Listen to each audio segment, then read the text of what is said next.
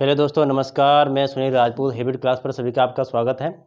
मैं पढ़ाने वाला हूं कक्षा 10वीं का गणित, जो कि कक्षा 10वीं गणित में अपना चल रहा था अध्याय 3 में अपन बहुत कुछ सवाल कर चुके थे। अब ये लास्ट वीडियो है जिसमें अपन सवाल करने वाले हैं। इस लास्ट वीडियो में अपन अध्याय 3 के सभी सवाल करने के बाद में इसको आज फिनिश करते हैं अपन।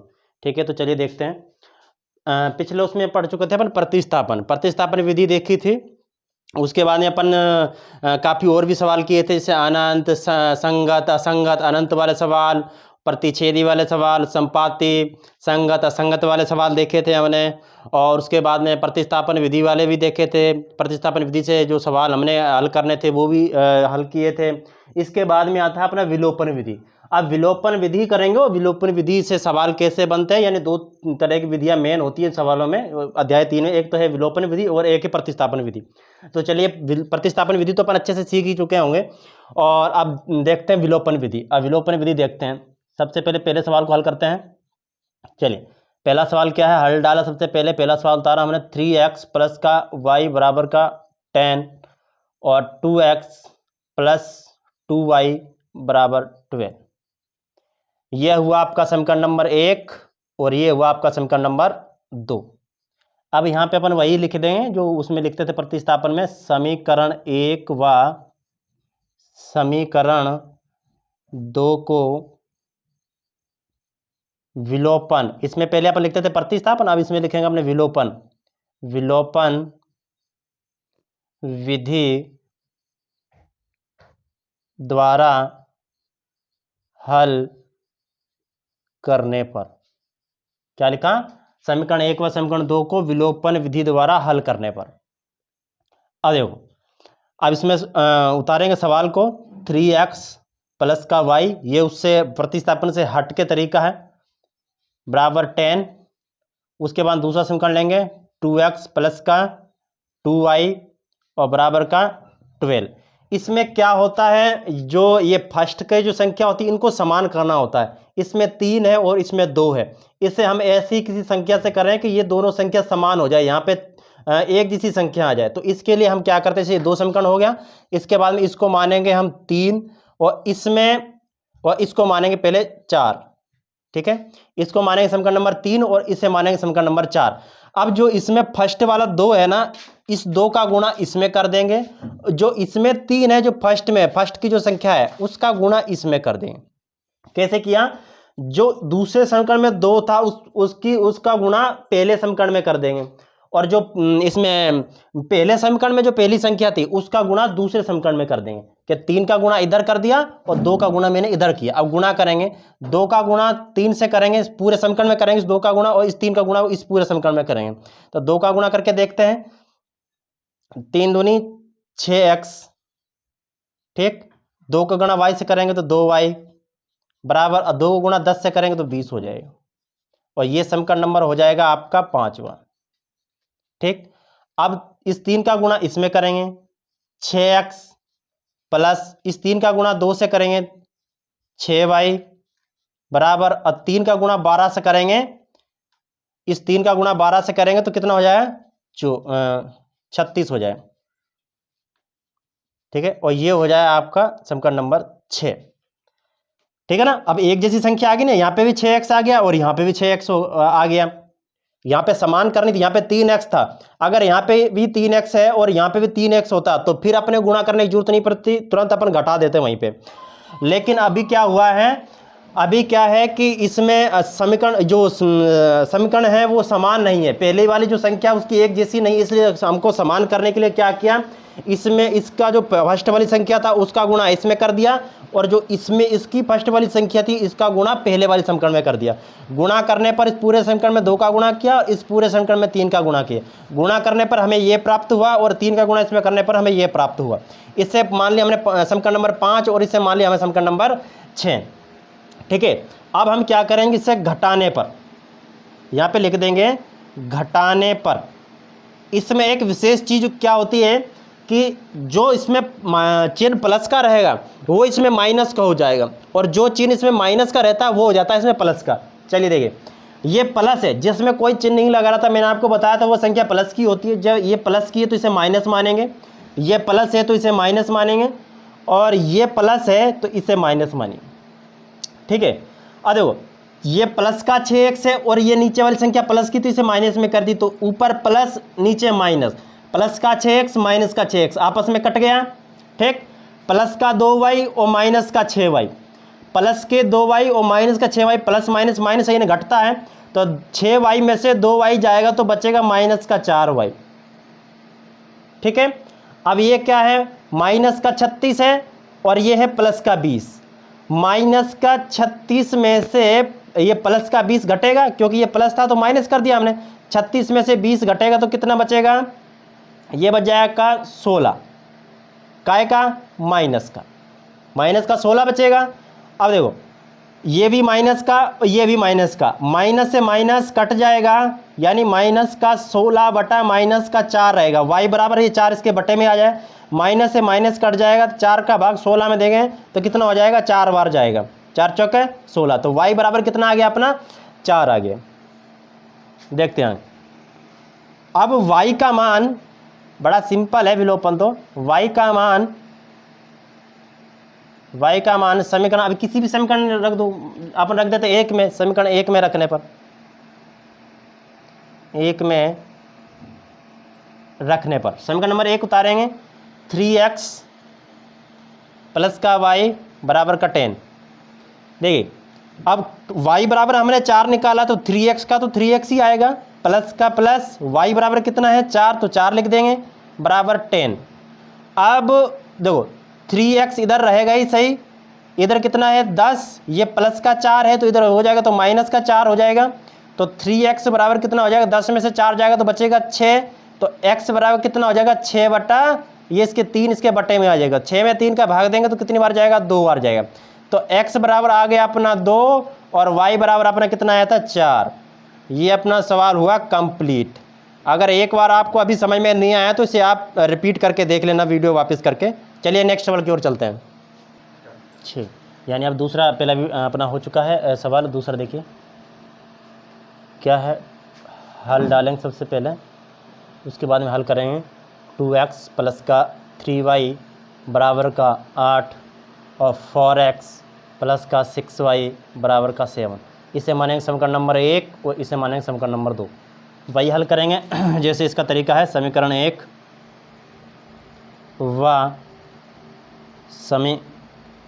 व समीकरण 2 को विलोपन विधि द्वारा हल करने पर उतारेंगे। पहला समीकरण 2x प्लस का 3y बराबर का 8, समीकरण नंबर इसे मानेंगे 3। दूसरा उतारा 4x प्लस का 6y बराबर का 7 और इसे मानेंगे समीकरण नंबर 4। अब मैंने कहा समीकरण समान करने के लिए, संख्या समान करने, इसमें करेंगे 4 का गुणा, क्योंकि इधर 4 है तो इसका 4 ऊपर हो जाएगा दूसरे समीकरण में, इस पहले समीकरण में 2 है तो इसका गुणा इधर इसमें हो जाएगा। अब इसमें पूरे समीकरण में 4 का गुणा होगा और इस पूरे समीकरण में 2 का गुणा होगा, तो 4 का करेंगे, इसमें 4 दूनी 8x हो जाएगा, प्लस 4 तिया 12y हो जाएगा, और बराबर 4 का गुणा 8 से करेंगे तो 32 हो जाएगा। इससे मानेंगे अपन 5वां समीकरण। अब 2 का गुणा 4 से होगा तो 8x हो जाएगा, प्लस 2 का गुणा 6 से होगा तो 12y हो जाएगा, और इधर 7 का गुणा 2 से होगा तो 14 हो जाएगा। चलिए अब इसे घटाने पर, अब चिन्ह परिवर्तित होगा इसका, प्लस है तो माइनस होगा, अब ये प्लस है तो ये माइनस होगा, और ये प्लस है तो ये माइनस होगा, ये माइनस ये प्लस कट गया आपस में, ये माइनस ये प्लस कट गया आपस में, क्या आया 0। अब देखिए ठीक है, अब देखो इसमें इसे घटाया तो ये आपस में कट गया, ये आपस में कट गया, 0 आ गया, 32 में से 14 जाएगा तो बचेगा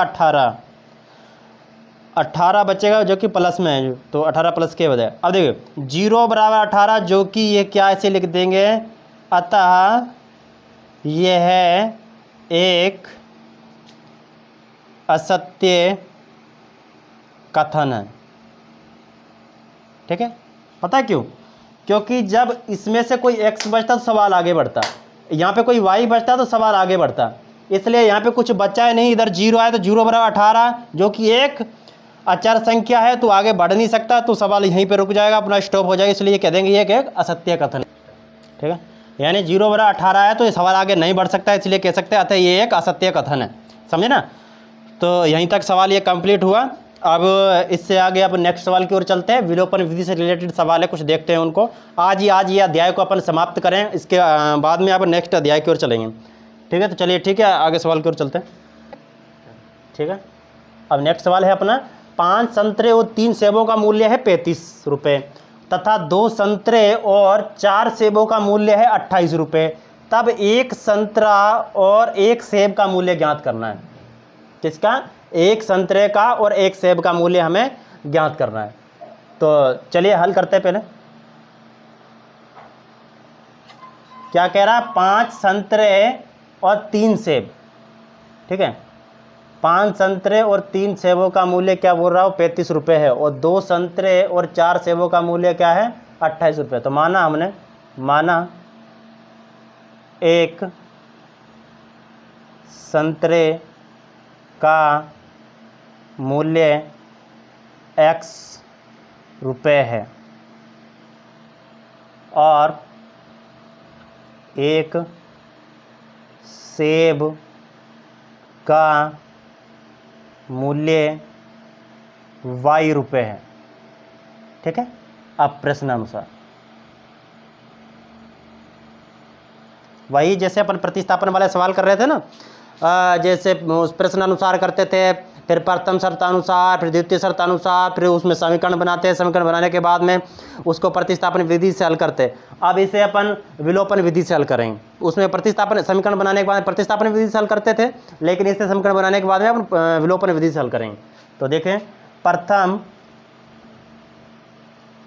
शर्तानुसार पहली शर्त क्या कह रहा हो कि 5 संतरे, तो संतरे को हमने क्या माना? x, तो 5x प्लस 3 सेब, सेब को माना हमने y, तो 3 सेबों का मूल्य कितना है?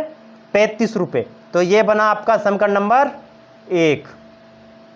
नेक्स्ट अगला क्या कह रहा है? द्वितीय शर्त में क्या कह रहा है? द्वितीय शर्तानुसार दूसरी शर्त में कह रहा हो कि 2 संतरे, तो संतरे हमें आपको बताया, मैंने लिखा यहाँ पे x माना तो 2x हो जाएगा, और 4 सेब यानी 4y का मूल्य कितना है? 28। समीकरण नंबर 2। ठीक है, अब दोनों समीकरण बन चुके हैं, हम अब इसमें लिख देंगे समीकरण 1 व समीकरण 2 को विलोपन विधि द्वारा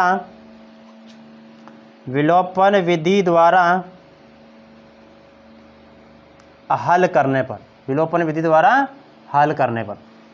अब विलोपन विधि में मैंने आपको जैसे अभी विधि बताई थी, उस विधि में सवाल को हल करते हैं। सबसे पहले उतारेंगे 5x प्लस का 3y बराबर 35। ठीक, और ये समीकरण नंबर हो जाएगा आपका तीसरा। दूसरा समीकरण उतारेंगे 2x प्लस का 4y बराबर का 28, और इसे मानेंगे समीकरण नंबर 4। ठीक, इसमें कर देंगे अपन इधर 2 का गुणा, और इसका 5 का गुणा इस नीचे वाले में कर देंगे, इस 5 का गुणा इसमें हो जाएगा।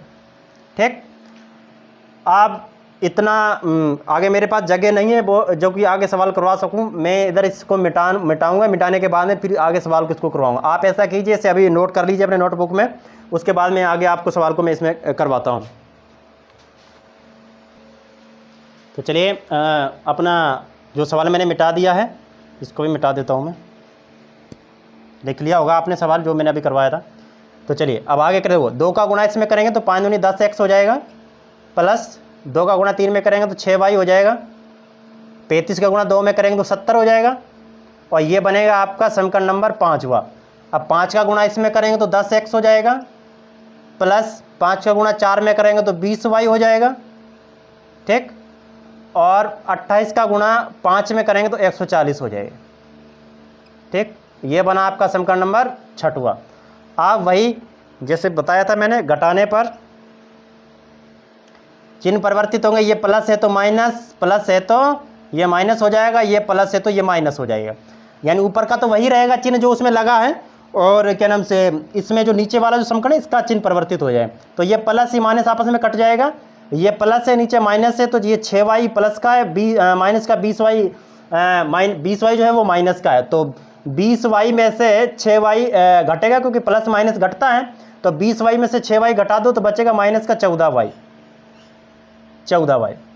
अब इधर कितना है, प्लस का 70 है, इधर माइनस का 140 है, तो 140 में माइनस के 70 प्लस के जाएंगे तो कितना बचेगा, 70 बचेगा। काहे का, ये माइनस का 70 बचेगा, क्योंकि माइनस के बड़े है ना संख्या, तो माइनस का 70 बचेगा। अब देखो y बराबर क्या हो जाएगा, माइनस का 70 बटे में माइनस का 14। अब माइनस से तो माइनस कैंसिल हो जाएगा, 14 का भाग 70 में देंगे कितनी बार जाएगा, 5 बार जाएगा, ठीक है ना। अब इसमें आगे लिख देंगे y का मान समीकरण 1 में रख के लें, चाहे 2 में रखो तो भी आंसर आएगा। अब मैं 1 में रख के देखते हैं, y का मान समीकरण 1 में रखने पर, अब समीकरण 1 उतारेंगे, 5x प्लस का 3y बराबर का 35, ठीक। 5x का 5x ही रहेगा, प्लस 3 का 3 रहेगा, y बराबर कितना है, इधर y बराबर कितना है 5, तो गुणा 5 कर देंगे, बराबर इधर 35 है तो 35 आ जाएगा, ठीक है। मैं इधर कर देता हूँ सवाल को, देखिए 5x का 5x हो जाएगा, प्लस 5 3 15 हो जाएगा, और बराबर हो जाएगा इधर 35। 5x प्लस 15 को 5 का गुणा 3 से करेंगे तो 15 आ जाएगा, बराबर इधर 35 हो जाएगा। अब देखो 5x इधर रहेगा ही सही, और इधर कितना है अपना 35, और ये प्लस का 15 है तो इधर आ जाएगा, तो काय का हो जाएगा, माइनस का 15 हो जाएगा, ठीक है। अब 5x बराबर कितना हो जाएगा, इसमें 0 3 में 2 यानी 20 बचेगा, 35 में से 15 जाएंगे तो बचेगा 20, तो x बराबर 20 में 20 के बटे में आ जाएगा 5, तो x बराबर आ गया कितना, 20 में 5 का भाग देंगे तो 4 आ जाएगा। अब x बराबर आया 4 और y बराबर कितना आया, 5 आया, तो यहाँ पे लिख देंगे x बराबर 4 और y बराबर कितना आया हमारे पास 5, ठीक। अब उन्होंने क्या कहा है कि एक संतरा और एक सेब का मूल्य बताएं, तो हमने संतरे को माना था कितना, माना था x, और सेब को माना था y, तो हमारे आ गया आंसर, हमारा आंसर आ चुका है। तो हम लिख देंगे अतः एक संतरे का मूल्य ₹4 होगा तथा एक सेब का मूल्य कितना होगा, ₹5, ठीक है। सेब का मूल्य कितना होगा, ₹5 होगा, 5 रुपये होगा। यह सवाल भी हुआ अपना कंप्लीट, एक बार उसे आप रिवाइज करके देख लीजिए, वीडियो को दोबारा से ज़रूर देखना, क्योंकि एक बार वीडियो देखने से मैं मानता हूं कि आएगा समय में, लेकिन अगर दूसरी बार वीडियो को आप दोबारा से देखेंगे तो इतना अच्छे से आपके दिमाग में बैठ जाएगा कि कभी भूलने वाला नहीं है। मैं आपको इतने बेहतर से बेहतर तरीका बताने की कोशिश कर रहा हूं जिससे आपको अच्छा से समझ में आए सवाल को।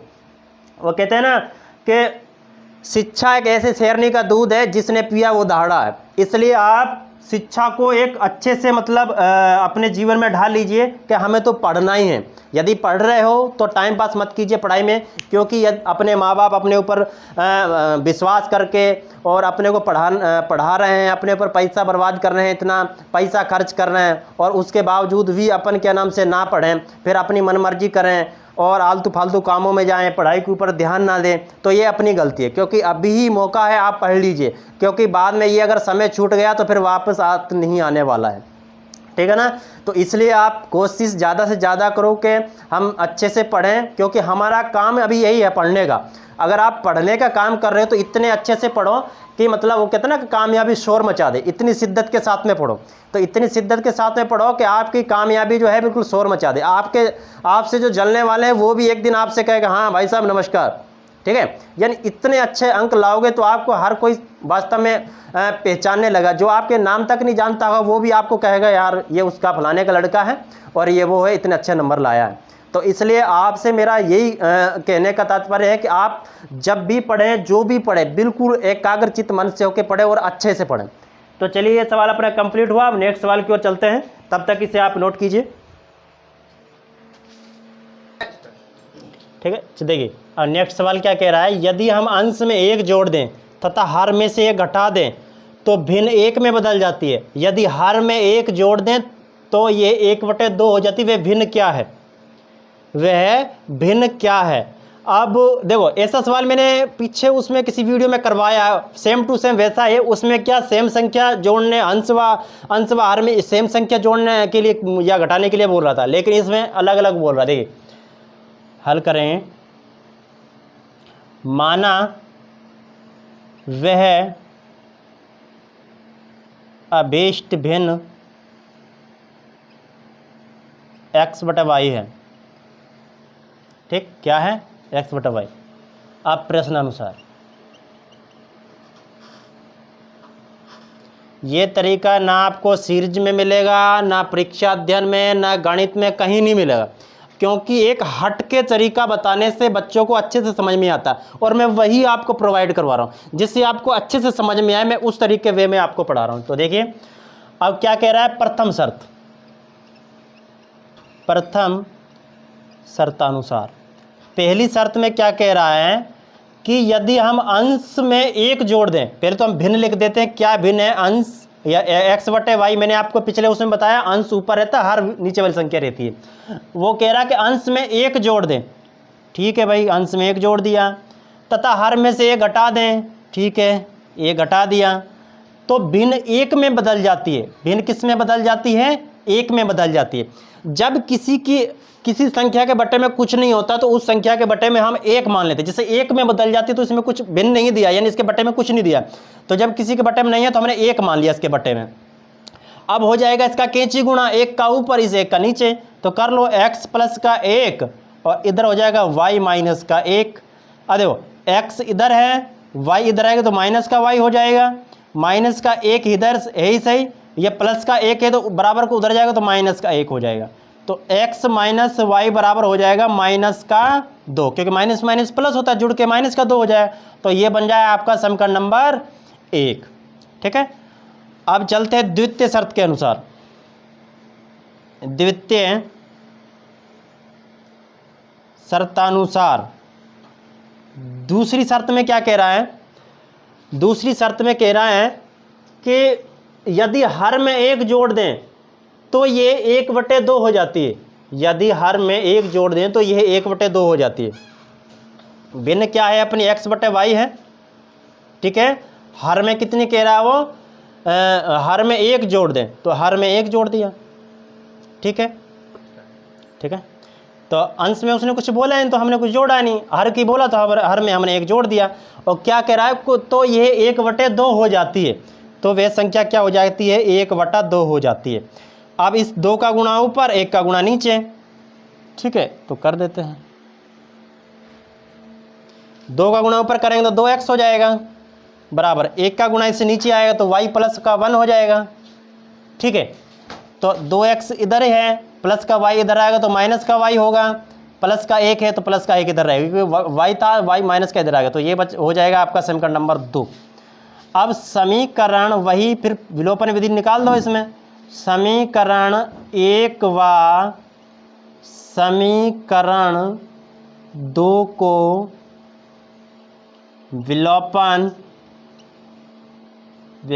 विधि द्वारा हल करने पर, अब इसको करेंगे विलोपन विधि द्वारा हल। तो पहले समीकरण 1 को उतारो, क्या है? x माइनस का y बराबर माइनस का 2, समीकरण नंबर 3। ठीक, इसको उतारा हमने, 2x माइनस का y बराबर का 1, समीकरण नंबर बनाया से 4। मैंने कहा देखो, चाहे x समान हो चाहे y समान हो, दोनों में से अगर एक समान हो जाता है तो उसे गुणा करने के बाद समान करने की कोई जरूरत नहीं पड़ती। हमें देखो इधर भी y है, इधर भी y है, ना इसके साथ कोई संख्या ना इसके साथ संख्या, तो एक जैसा एक समान है। इससे मतलब मत रखो, क्योंकि इन दोनों से मतलब रहता चाहे तो ये समान हो जाए चाहे ये समान हो जाए। अगर इनमें से कोई समान नहीं रहता तब 2 का गुणा हम इधर करते और x के साथ में अगर कोई संख्या नहीं तो 1 मानते, 1 का गुणा हम इधर करते। लेकिन अब इस कंडीशन में हम नहीं हैं। अब सवाल थोड़ा इजी है। इजी क्या है कि हमारे पास पहले से समान दी हुई है संख्या, तो इसलिए हम सबसे डार्ट कर देंगे घटाने पर, लिख देंगे घटाने पर।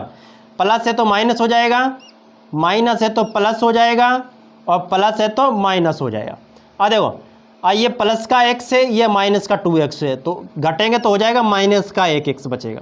ठीक, ये प्लस का y है, ये सॉरी ये माइनस का y है और ये प्लस का y है, तो आपस में कट जाएगा। ये माइनस का 2 है, ये माइनस का 1 है, तो माइनस का 2 माइनस 1 कितना हो जाएगा, माइनस का 3 हो जाएगा जुड़ के। अब माइनस से माइनस कट जाएगा तो बचेगा x बराबर 3। ठीक है, अब x का मान आ गया हमारे पास 3। ठीक है, पहले अब आगे जगह नहीं है तो जिससे मैं आगे सवाल को करवाऊंगा, तो आप इतना सवाल उतार लीजिए पहले अपने नोटबुक में, फिर आगे सवाल को मैं करवाता हूँ। चलिए ठीक है, अब देखेंगे x का मान, x का मान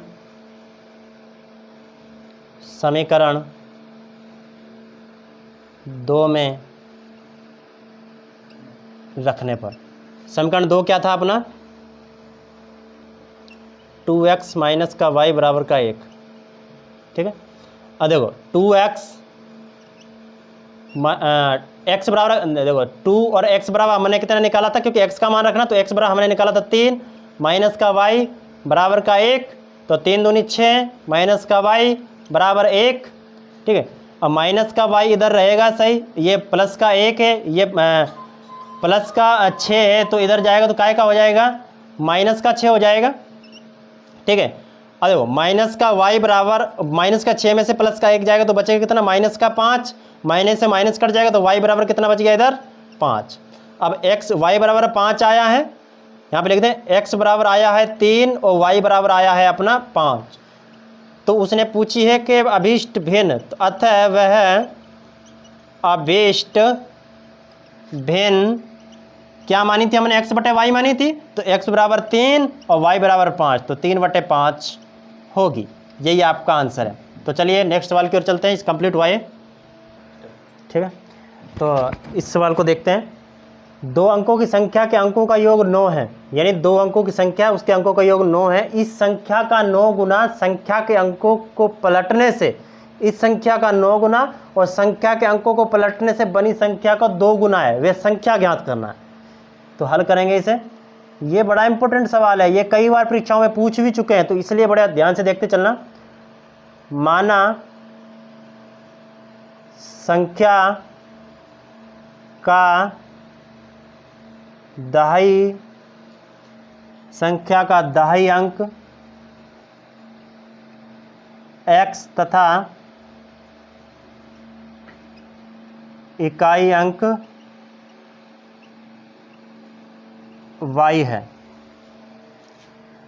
तो संख्या क्या बनेगी अपनी, 2 अंकों की सबसे छोटी संख्या क्या होगी अपनी 10 और बड़ी 99 होती है, तो क्या बनेगी 10x प्लस का y। ठीक है, अब आगे क्या कह रहा है, 2 अंकों की संख्या के अंकों का योग 9 है, तो 2 अंकों की संख्या के अंकों का योग कितना है 9, समीकरण नंबर 1। यही बोला उसने कि 2 अंकों की संख्या का योग कितना है 9 है। अब संख्या का 9 गुना इस संख्या के अंकों को पलटने से, तो यहाँ पर लिख देंगे संख्या के अंकों को पलटने से बनी संख्या, अंकों को पलटने से बनी संख्या। जब अंकों को पलटेंगे तो क्या, देखो पहले क्या था 10x प्लस वाई, अब संख्या को अंकों को पलटेंगे तो 10x था, इधर ये y आ जाएगा और इधर चला जाएगा x। ठीक है, अब ये पलटने के बाद ये संख्या आई है, तो पहली संख्या क्या थी अपनी, पलटने से पहले 10x प्लस वाई थी, और पलटने के बाद क्या बनी अपनी संख्या 10y प्लस का x, पलटने के बाद संख्या बनी है। ठीक है, अब वो क्या कह रहा है कि जो मतलब ये पहले वाली संख्या बनी है इसका तो 9 गुना सॉरी, यानी जो संख्या पहले थी उसका तो 9 गुना, और संख्या के अंकों को पलटने से उसके बाद में उसका क्या कितना करना है, बनी संख्या का 2 गुना, पलटने के बाद संख्या कितना करना है अपने को 2 गुना करना है। बस यही सी को हल करना है। 9 का गुणा 10 में करें तो कितना हो जाएगा 90x हो जाएगा, प्लस 9 का गुणा y से तो 9y हो जाएगा। ठीक है, 2 को गुणा 20 से होगा तो 20y हो जाएगा, 2 को गुणा x से होगा तो 2x हो जाएगा। चलिए अब इधर 90x है तो 90x रहेगा इधर, ये प्लस का 2x है तो इधर आएगा तो माइनस का 2x हो जाएगा। ठीक है, ये प्लस का 9y इधर है इसी पहले से, ये प्लस का 20y है इधर आएगा तो माइनस का 20y हो जाएगा, और बराबर का 0 लगा दें। देखिए अब क्या होगा, देखो 90x में से 2x जाएगा तो बचेगा 88x। ठीक, प्लस का 9y है और इधर कितना है माइनस का 20y, तो माइनस के 20y में से प्लस का 9y जाएगा तो बचेगा माइनस का 11y, और बराबर इधर 0 है इसी बचे, ये हो जाएगा समीकरण नंबर 2। अब इसको थोड़ा और शॉर्ट कर देते हैं। अभी इसमें अपन दे देते हैं 11 का भाग, 11 का भाग देंगे तो 11 88 8x माइनस और 11 का 11 बराबर 0, ये बन जाए आपका समीकरण नंबर 2। और शॉर्ट कर दिया, यानी अपन ने इसमें दोनों और यानी 11 का भाग दे दिया, तो 11 का भाग 88 में देंगे, यानी इस 11 का भाग इसलिए दिया है कि 88 संख्या बहुत बड़ी है, अपने को कैलकुलेशन करने में टाइम ज़्यादा लगता, तो इसलिए अपन ने क्या किया, इसको 11 का भाग दे करके इसको छोटी संख्या बना दीजिए। 11 का भाग 88 में दिया तो 8x हो गया, माइनस का माइनस 11 में 11 का भाग दिया तो y आ गया केवल। ठीक है ना, 11 का 11 और बराबर 0 है। अब ये बन गया समीकरण नंबर 2। अब इसी समीकरण नंबर 1 और समीकरण नंबर 2 उसी विधि से करना है, विलोपन विधि से। तो चलिए इसे आप इस लिख लीजिए, उसके बाद मैं आगे करवाता हूँ। ठीक है, अब समीकरण 1 व समीकरण 2 बना चुके थे जो कि आपने लिख लिया होगा, अब मैंने वो मिटा दिया। अब आगे करते सवाल को। समीकरण 1 व समीकरण 2 को किस विधि, जो कि मैंने अभी सिखाई थी, विलोपन विधि। एक बात और मैं आपको बताना चाहूँगा, जब सवाल में आपको कोई विधि फोर्स कर रहा हो कि भाई इस सवाल को विलोपन विधि से ही हल कीजिए, तब तो आप विलोपन विधि से हल करना पड़ेगा। या फिर सवाल में कहा हो कि इस सवाल को प्रतिस्थापन विधि से हल कीजिए, तब तो आपको प्रतिस्थापन विधि से ही हल करना पड़ेगा, क्योंकि उसने पहले कह दिया है कि इस विधि से हल कीजिए। अगर सवाल में कोई विधि ना दी रहे और डायरेक्टली कह दे कि इसे सवाल को हल कीजिए, तब आप उस स्थिति में क्या करेंगे, आप अपनी मर्जी से चाहे विलोपन विधि से हल कर लीजिए, जो आपको मतलब सरलता से लगे, चाहे विलोपन से करो और चाहे प्रतिस्थापन से करो। लेकिन यदि वो कह दे कि विलोपन से करना है, तब उसे सवाल को विलोपन से ही करना है। अगर प्रतिस्थापन से कहे तो प्रतिस्थापन से करना। अभी इसमें हमको विलोपन विधि से कर रहे हैं, आप चाहे तो उसे प्रतिस्थापन से कर सकते हैं, लेकिन हमें दोनों विधि अच्छे से आना चाहिए। विधि से हल करने पर चलिए, अब समीकरण नंबर 1 क्या था अपना, 10x प्लस का y। ठीक है, 10x प्लस का y बराबर 0, समीकरण नंबर 1। ऐसा ही कुछ था सवाल, समीकरण नंबर 1।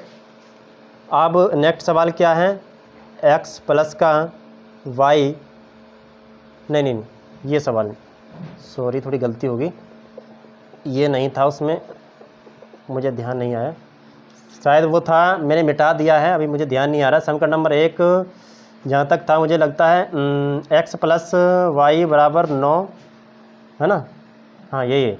और समीकरण नंबर उसमें 2, ये 3 मान लेंगे अपन। ठीक है, और जो दूसरा समीकरण है 8x माइनस का y और बराबर हो जाएगा 0, और ये से मानेंगे अपन 4, समीकरण नंबर 4। ठीक है ना, ये समीकरण नंबर 1 हो गया। ये पहला समीकरण नंबर था, ये मतलब दूसरा जिससे अपन ने समीकरण आगे नंबर दी थी इसे।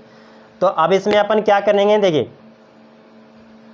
अरे इसमें मैंने कहा जब समान संख्या आए तब उस समय हम ना तो वो वाला नियम नहीं लगाते हैं कि 8 का गुणा इधर कर दें और इसका इधर कर दें, भाई इसको समान बनाने के लिए। तो पहले से समान है, इन दोनों को देखते हैं, या तो ये समान मिल जाए हमें या ये समान मिल जाए, दोनों में से एक समान मिलना चाहिए। तो हमें एक समान मिल गया, y ऊपर से एक जैसा मिल गया, तो हम डायरेक्टली यहाँ पे कर देंगे।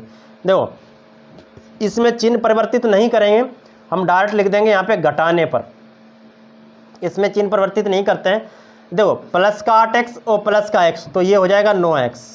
ठीक है, प्लस का वाई माइनस का वाई आपस में कट जाएगा, ठीक है। और ये कितना हो जाएगा आपका 9, ठीक है। तो x बराबर कितना हो जाएगा 9/9, तो x बराबर आ जाएगा आपका 1। अब x का मान समीकरण किस में रख दें अपन, 1 में रख दें, समीकरण 1 में रखने पर,